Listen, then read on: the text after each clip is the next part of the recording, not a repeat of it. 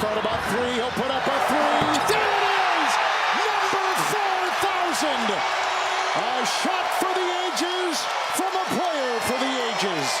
4,000 3-pointers, 4,000 threes. Steph Curry is one of one. Steph Curry is a 4-time NBA champ. Steph Curry, Jimmy Butler, Draymond Green, and the Warriors going on a late season run. We're talking about all that here. Stay tuned. So if you guys aren't aware, Steph Curry just hit 4,000 total 3-pointers made. He's crushing it right now. Steph is 37 years old. He just turned 37 2 days ago. The fact that we're witnessing another historical superstar close to ending his career is crazy. So as you guys know, he already has 4 championships. He won in 2015. He lost in 2016. He blew the 3-1 lead. They get Kevin Durant, the fucking slithery snake. We have a video about Kevin Durant if you want to go check that out. He won the 2017 championship once Kevin Durant arrived into Golden State. He won the 2018 championship. They made it to the 2019 championship, but then I believe that's the year that Kevin Durant got hurt and Klay ended up getting hurt. So that finals was kind of mid just because of Kawhi didn't get to go against like the super healthy Warriors super team that everyone wanted to get taken down. Now that Raptors team was no slouch, I'm not gonna lie. If you go back into 2K or you look at an all-time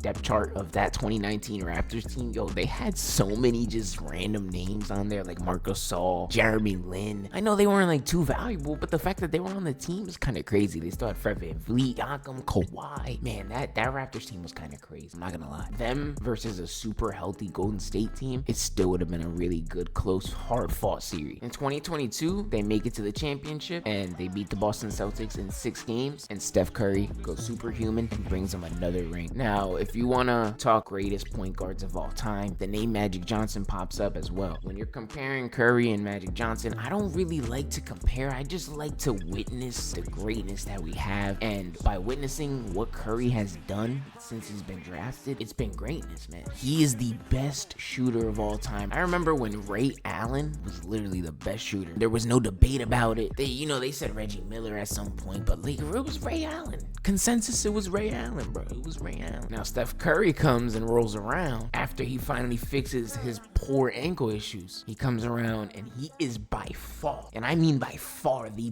best shooter of all time. It's not even a hot take. Steph Curry's the greatest shooter ever. 4,000 threes. Bro, number 2, which is James Harden, which is another current player, doesn't even have within 500 of that. James Harden, I think he needs like 900 threes just to pass. People take these great players for granted, man. Steph Curry is a monster, bro. The fact that they got Jimmy Butler this season. Steph is also a 2-time MVP, 1-time unanimous. And you know what that means. No one has ever been a unanimous MVP. That means no vote has went to another player that for that specific voting time, he was the only player to get votes. Steph Curry, unanimous, easily. Here's your MVP, sir. He's an 11-time All-Star, 10-time All-NBA. Steph Curry is a monster, man. A generational talent. A guy who you would call a gift to basketball because he changed the way every single team approaches the game now. If you look at the Celtics, look how many threes that these teams take on a nightly basis. To me, it's crazy. You're taking 38 to 40 threes in a game, and even on a smaller scale, even if you go from like 30 to 35, that's still a lot of fucking 3-pointers. That's a lot of threes in a game to just be chucking, chuck.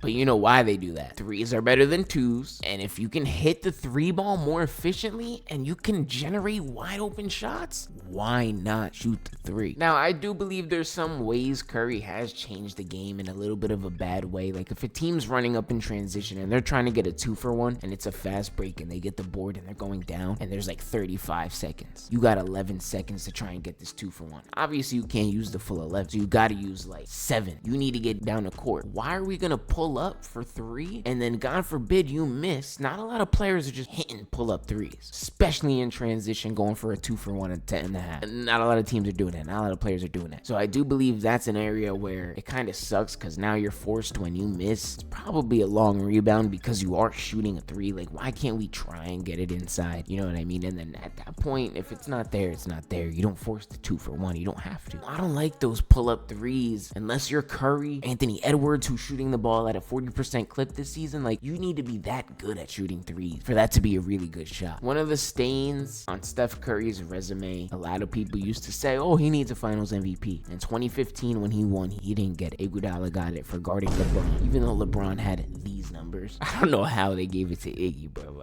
Hey, bro, it is what it is. You know what I mean? 2016, they lose. 2017, they give it to Kevin Durant. He wins the back-to-back finals MVP. They lose in 2019. 2022, Steph Curry takes Klay Thompson, Jordan Poole, Andrew Wiggins, Draymond Green, Kevon Looney to the finals, wins in 6. Steph Curry, he finally gets his finals MVP. Now, after that championship run, obviously they ship off Jordan Poole because Draymond had to hit him and set him straight real quick. This season, the Warriors were a mediocre team coming into like the trade deadline area for this season. They knew they had to make a move. Everyone knows the Warriors had to make a move. Out of like the desperation, they're trying to keep this era alive. This Curry era where they have a chance to win and compete for a championship, they're trying to keep it alive. Of course, you got to keep it alive. So they get Jimmy Butler. And since getting Jimmy Butler, they've played 15 total games and they're 13-2. 13-2. Granted, they haven't played the craziest teams recently, but you still got to give credit where credit is due. When you're a contender in the NBA, you need to be able to beat those teams that you're supposed to beat. I'm putting quotes because it's supposed to. You're supposed to beat them. Warriors are doing that right now. They're beating teams they need to beat. They're jumping in the standings. I believe they started at the 10th seed, 11th seed, and now they're all the way up to the 6th spot, which is a genuine holder of a playoff spot. You don't got to play in the play-in. You don't have to do no semantics, none of that. You just get to play. You get to hoop come playoff time. Now, we're not going to sit here and act like this is the same Jimmy Butler from 2020 when he dragged that team to the finals and put up a good fight against the Lakers. But this Jimmy Butler gives them so